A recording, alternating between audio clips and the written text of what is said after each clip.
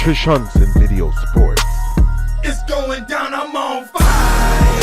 I'm definitely in my zone, fire in my bones, so best believe it's on. Sweat and tears, I've invested in this game, so I lay it on the line because I come to do my thing, I'm on fire. Hello sports fans, you're watching the second edition of Trishunson Video Sports. But first I want to thank the ones who shared my video, liked my video, and also left me comments. The last time I spoke to you, I told you I was going to update you on the games and I also give you the post-game interviews and comments. So let's get to it. 3A Clements faced 4A Danville. Danville beat Clements 26-6. 3A Elkmont faced 1A Addison. Addison beat Elkmont 28-0. 4A West Limestone faced 2A Tanner. West Limestone beat Tanner 15-14.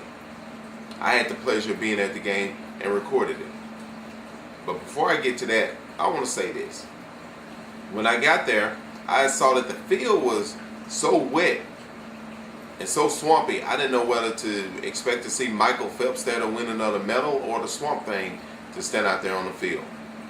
But anyway, getting back to the game, before I do that, let me show you this clip. Now, was it just me, or did y'all see the Swamp Thing standing on the field? Let's look at that again. There you go. Swamp Thing standing out there on the field. But anyway, getting to the game. It was a tough game. The first half ended with West Limestone on top of Tanner 7-6. But coming out for the second half, it was a little bit more intense. Both teams came out fighting hard. The defense was on lock. They held each other back from scoring until about the last 4 minutes of the fourth quarter. Tanner scored, but they followed up with a trick play that earned them 2 extra points. Get in there! Come on, baby!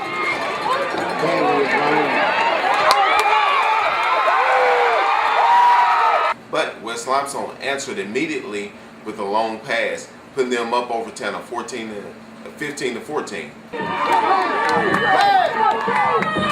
Gotta win! He's home! Get 27! Wide open!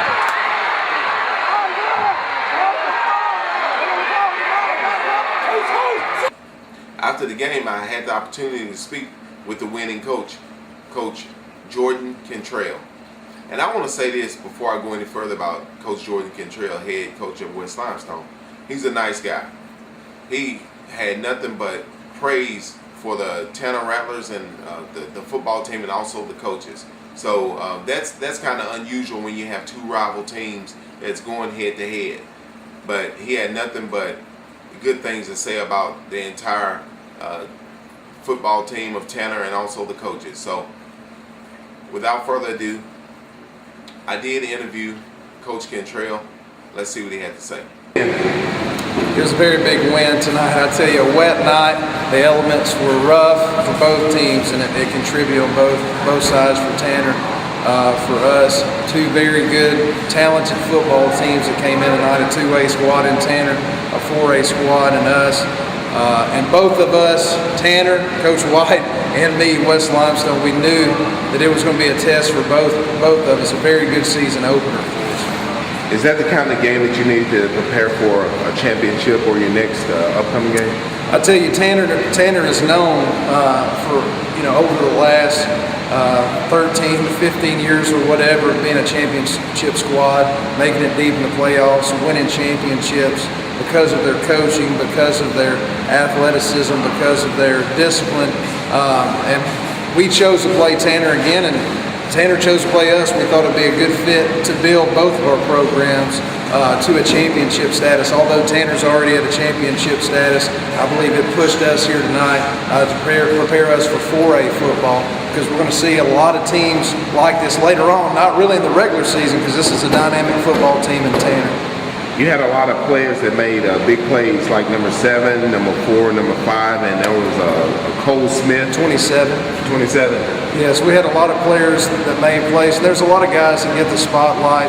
The quarterback, he always gets the spotlight. The halfback, he always gets the spotlight. But we have 35 guys on the squad, kind of a small squad for us, but there were so many guys that made plays for us, whether it be on a big 2-point conversion play or a big play to score a touchdown with number 27 or a big play to stop at the end. It really was a team effort, really a team effort. How satisfying was that to actually come against a team like Tanner and actually come out with a W? It was great. Since